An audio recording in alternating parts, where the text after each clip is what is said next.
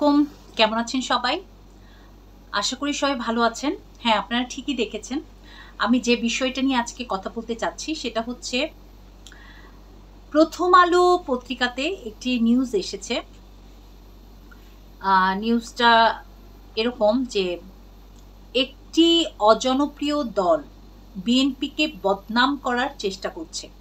এই কথাটি বলেছেন, কে বলেছেন বলছি, বাংলাদেশ জাতীয়তাবাদী দল বিএনপির স্থায়ী কমিটির সদস্য মির্জা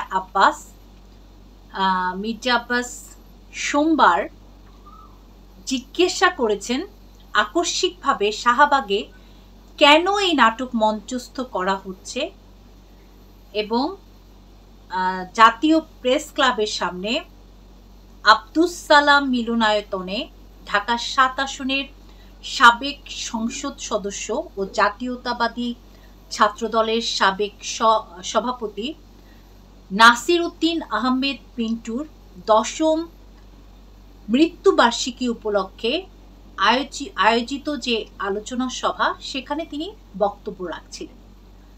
তো তার বক্তব্যের যে বিষয়বস্তু ছিল সেটা একটু আমি তুলে ধরছি আপনাদের সামনে।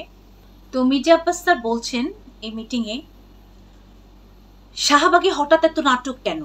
কেন সরকারের দল এনসিপি লোকেরা ওখানে মিছিল মিটিং করে? কিভাবে আর কোন দাবিতে মিছিল মিটিং করলো? কি দাবিতে? দাবিটা যেন কি? ও, আওয়ামী লীগ নিষিদ্ধ। তো আওয়ামী লীগ নিষিদ্ধ করতে হবে কয়েকদিন যাবত দেখতে পাচ্ছি একটা বাংলাদেশে একটা সার্কাস জাতীয় কিছু একটা হচ্ছে, নাটক জাতীয় কিছু একটা হচ্ছে। আমার কাছে মনে হচ্ছে, মানে মির্জা আব্বাস সাহেব বলছেন, আমার কাছে মনে হচ্ছে, মানে আমি বললাম না, আমি কথাগুলো আটকে রাখতে পারি না। আমরা জানি না কেমন একটা বাজে অভ্যাস আছে, আমরা সবকিছু সাজানো নাটক মনে হচ্ছে। মানে ওনার কাছে মনে হচ্ছে সবকিছু একটা সাজানো নাটক। কদিন আগেও দেখলাম যে শেখ হাসিনা কিছু করার আগে একটা অপকর্ম কোথায়ও ঘটাতো, আমরা বুঝতাম যে কিছু একটা ঘটনা ঘটবে, তো একদিকে আমাদের দৃষ্টিটা নিয়ে যেত আর কাজটা এদিক দিয়ে ঘটাতো। আমাদের সরকার, মানে আমাদের বর্তমান সরকার এখন দেখায়, মানে পেটে মারে আর পেটে দেখায় নাকে মারে। বুঝতে পেরেছেন? মানে পেটে দেখায় আর মারে হচ্ছে নাকে। মানে উনি একটা মানে কৌতূহল, মানে কি বলবো, একটা অন্যরকম ভাবে কথাটা বলেছেন। তো এই যে দেখলেন আপনারা হামিদ সাহেব কিভাবে চলে গেল। রাষ্ট্রপতি আব্দুল হামিদ সাহেব চিকিৎসার জন্য বিদেশে গিয়েছেন এবং এটা নিয়ে সমগ্র বাংলাদেশে একটা তোলপাড় হয়ে গেছে যে কিভাবে চলে গেলেন। বর্তমান সরকারের অবশ্যই এটার মধ্যে একটা অবদান ছিল, আদারওয়াইজ একদম ভিআইপি গেট দিয়ে উনি কিভাবে চলে গেলেন এটা নিয়ে কথা বলেছেন। দেখেন হামিদ সাহেব চলে গেলেন, কি সুন্দর হামিদ সাহেব চলে গেল। কোন দিক দিয়ে চলে গেল? ভিআইপি দিয়ে। পত্রপত্রিকায় দেখলাম উনি নাকি গেঞ্জি পরে, লুঙ্গি পরে, মাস্ক পরে ভিআইপি দিয়ে গেছে। আরে ভাই, লুঙ্গি পরুক, গেঞ্জি পরুক আর ল্যাংটা হয়ে যাক, ভিআইপিতে উনি ঢুকলো কিভাবে? ভিআইপিতে ঢুকে কিভাবে? যদি একান্ত পরিচিত না হয় কিংবা সেই ভিআইপি, সে নিজে ভিআইপি লোক না হয়, সে ভিআইপি ট্রিটমেন্ট নিয়ে এয়ারপোর্ট দিয়ে পার হয়ে গেল আর আমাদের সরকার বলে কিছু জানে না। মানে বর্তমান যে অন্তর্বর্তীকালীন সরকার, ডক্টর মোহাম্মদ ইউনূস স্যারকে উনি বলছেন যে উনি কিছু জানেন না, অথচ ভিআইপি গেট দিয়ে, উনি একজন রাষ্ট্রপতি ছিলেন, উনি আওয়ামী লীগ মাইন্ডেড, উনি এখান থেকে ভিআইপি গেট দিয়ে চলে গেলেন। কিভাবে এটা সরকার জানলো না? কিভাবে এটা সম্ভব হলো? ৬২২ জন আওয়ামী লীগের লোক পার হয়ে গেল আর সরকার বলে আমরা কিছুই জানি না।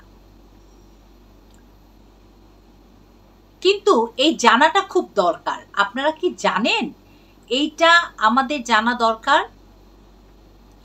তো আপনারা তো কিছুই জানেন না, তো এখন সেদিক থেকে নজর ফেরানোর জন্য আরো যেন কি কি ঘুরতেছে আমার সন্দেহ হচ্ছে।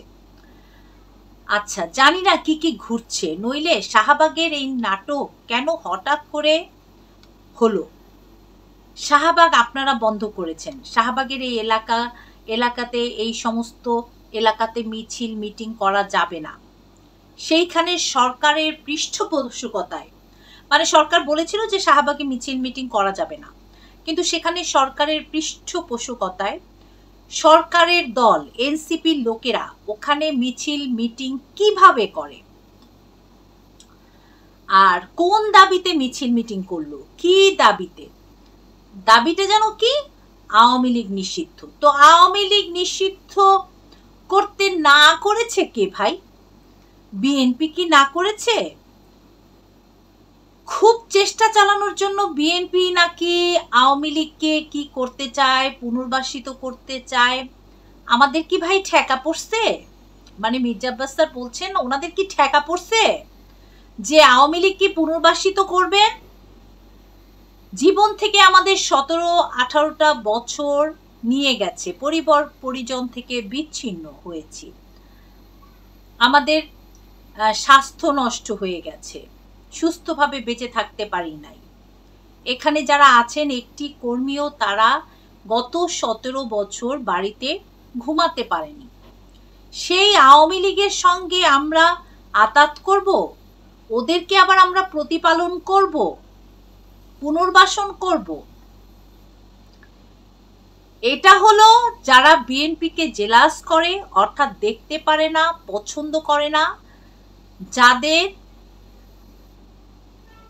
একটি অজনপ্রিয় দল আছে, তারাই বিএনপিকে কালার করার চেষ্টা করছে।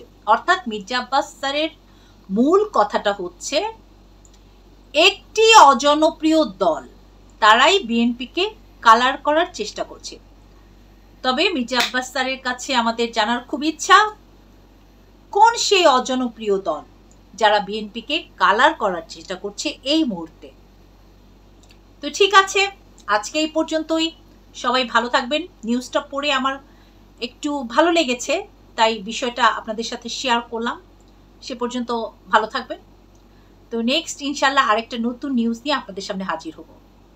সবাই যে যেখানে আছেন ভালো থাকবেন। আসসালামু আলাইকুম।